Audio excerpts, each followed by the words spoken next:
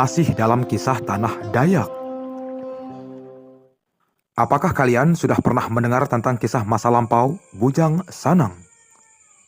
Ya, konon Bujang Sanang adalah pahlawan Dayak Iban yang dikutuk menjadi buaya dan menuntut balas dengan memangsa penduduk di Sri Aman dan Sungai Batang Lupar. Namun sebelum kita melanjutkan videonya, jangan lupa bagikan video ini ke teman-teman kalian agar apa yang kalian tahu teman-teman kalian juga ikut tahu. Setuju? Dan tonton video ini sampai selesai supaya kalian tidak gagal faham. Terima kasih, semoga bermanfaat. Bujang Sanang, begitulah orang-orang memanggilnya. Bujang Sanang sangat terkenal di Sarawak karena ia telah mengakibatkan konflik besar antara buaya dan manusia. Dan buaya ini telah mengambil nyawa penduduk di Sri Aman dan Sungai Batang Lupar. Banyak versi tentang Bujang Sanang yang pernah mewarnai sejarah Sarawak pada masa itu. Namun, ada pula yang belum tahu tentang asal-usul Bujang Sanang yang dipercayai sebagai sosok buaya jadi-jadian ini. Menurut sumber cerita orang-orang tua Dayak Iban, Bujang Sanang adalah seorang pahlawan Dayak Iban yang bernama Luyuh. Namun, nama Luyuh ini sangat asing terdengar, karena sebagian orang juga menamainya dengan nama Simalungun. Jadi ada dua versi nama, yaitu Luyuh dan Simalungun. Namun orang-orang Dayak meyakini bahwa nama Luyuh lah adalah nama seorang pahlawan Dayak Iban tersebut. Pada zaman dahulu, tradisi kayo-mengayau sering sekali terjadi antara suku dan etnik pribumi di wilayah Sarawak. Tersebutlah seorang suku Dayak Iban yang sangat sakti bernama Luyuh. Luyuh merupakan manuk sabu Panglima Rumpang yang berasal dari Sungai Sekrang dan sangat terkenal dengan kehebatan beliau dalam tradisi mengayau. Karena kehebatan dan kejantanannya lah, Luyuh akhirnya dapat mengawini gadis Iban yang paling cantik dari wilayah Saribas. Gadis itu bernama Bintang. Hal ini pun menyebabkan Luyuh sangat tidak disenangi oleh para musuh-musuhnya dan membuat mereka beberapa kali ingin membunuh Luyuh. Namun, apapun usaha yang mereka lakukan, semuanya gagal dan tidak pernah berhasil. Ini dikarenakan Luyuh memiliki kesaktian yang sangat luar biasa. Hingga pada suatu ketika, saat Luyuh tidak ada di rumah, para musuh Luyuh telah merencanakan siasat untuk membunuh seluruh keluarga Luyuh dan menangkap serta istrinya. Karena kejadian inilah menyebabkan Luyuh sangat marah dan bertarung habis-habisan dengan musuh-musuhnya yang sangat banyak itu.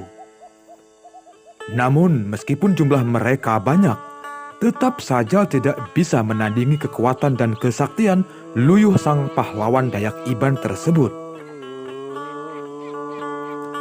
Ternyata, akhirnya pihak musuh mengetahui rahasia kelemahan dari kesaktian Luyuh yang tidak akan bisa digunakan jika dia berada di dalam air. Maka, para musuhnya mengatur siasat untuk menjebak Luyuh agar bertarung di dalam sungai. Kemudian dengan kekuatan yang ada, Luyuh bertarung habis-habisan. Tapi tetap saja musuh tidak bisa membunuh Luyuh.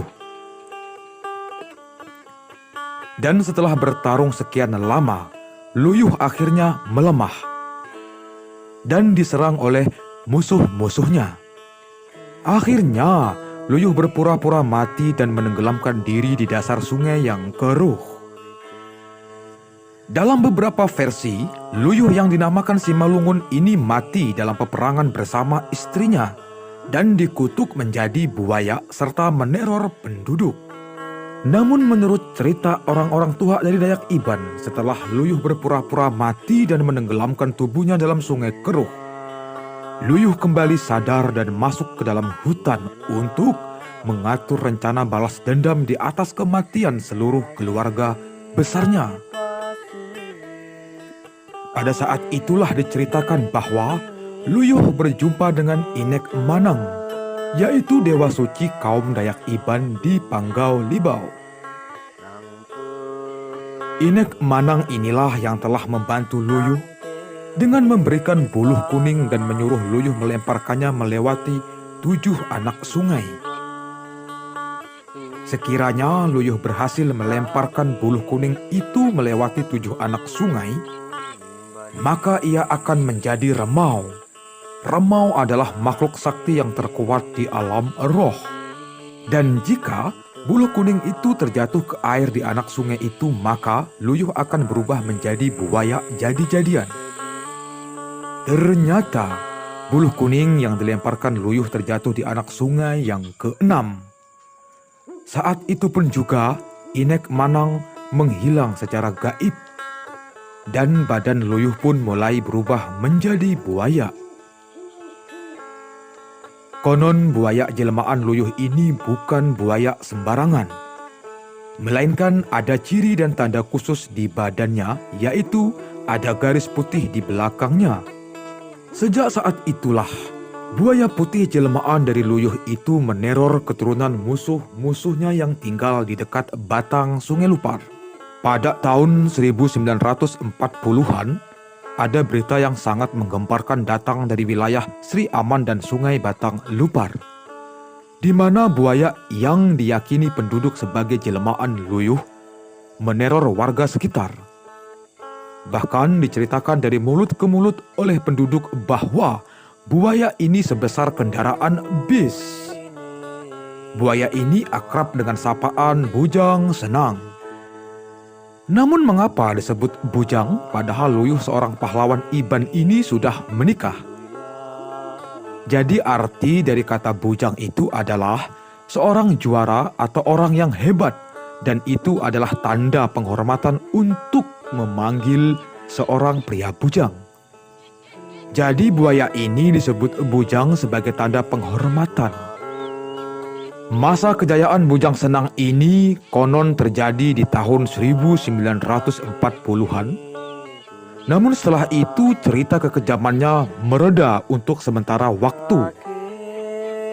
Kemudian pada tahun 1980-an, Bujang Senang kembali lagi meneror penduduk.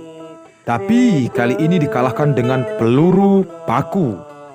Dan pada tahun 1982, Bujang Senang kembali memakan korban yang pada saat itu adalah kepala desa Bagan dari Pali Longhos di Sri Aman. Konon kepala desa itu diserang Bujang Senang saat memancing udang di tepi sungai. Kakaknya Kebir yang saat itu bersamanya gagal untuk menyelamatkannya.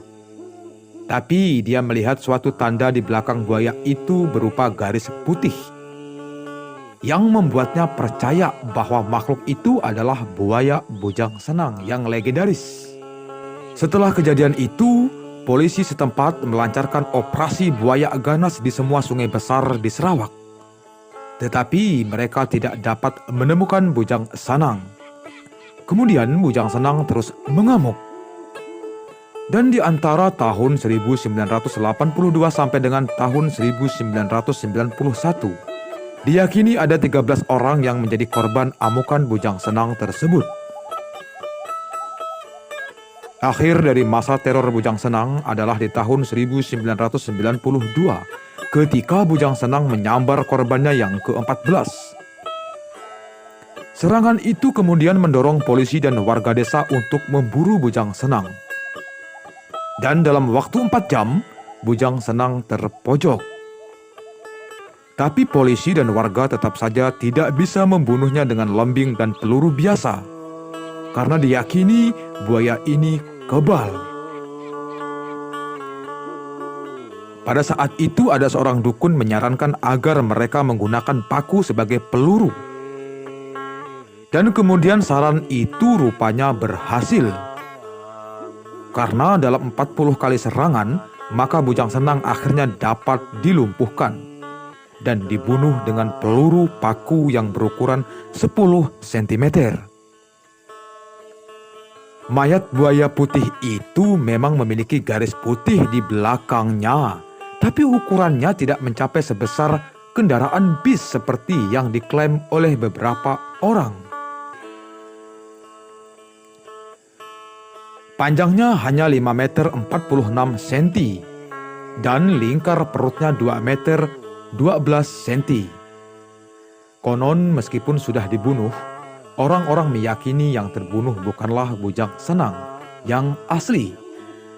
Mereka masih meyakini bahwa Bujang Senang yang sebenarnya masih ada dan mendiami aliran sungai itu. Semenjak itu hingga sekarang di tahun modern ini memang tidak pernah lagi ada teror buaya seganas teror Bujang Senang tersebut. Namun bukan berarti Sungai Batang Lupar tidak memiliki penghuni. Sampai sekarang masih banyak orang-orang yang menjumpai buaya di aliran sungai tersebut. Oke, sahabat Bintang Kalbar, itulah tadi kisah masa lampau si Bujang Senang atau Luyuh atau si Malungun, sang pahlawan Dayak Iban dan keganasannya. Terima kasih buat kalian semua para sahabat Bintang Kalbar yang telah menonton video ini sampai selesai. Dan terima kasih juga kepada sahabat Bintang Kalbar yang telah membagikan video ini ke setiap sosial media kalian.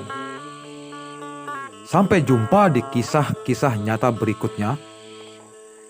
Salam budaya.